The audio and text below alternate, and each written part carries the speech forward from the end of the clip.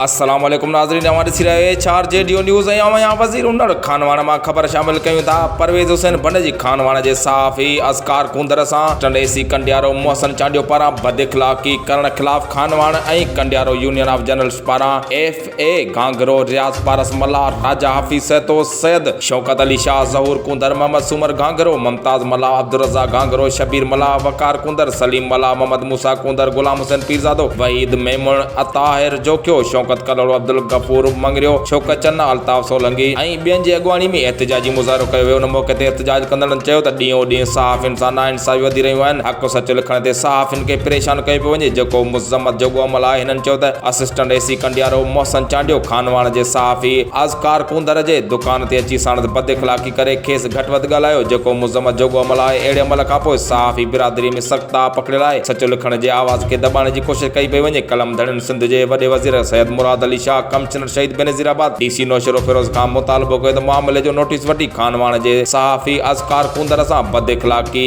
कंदड़ assistant AC जे ख़िलाफ़ क़दम खयो वञे त ॿी सूरत में पूरे सिंध जा सहाफ़ी रोडनि ते निकिरी एहतिजाज कंदा। A4 जेडीओ न्यूज़ में फ़िलहाल एतिरो ई। वधीक ख़बरनि अपडेट्स लाइ ॾिसंदा रहो A4 जेडीओ न्यूज़।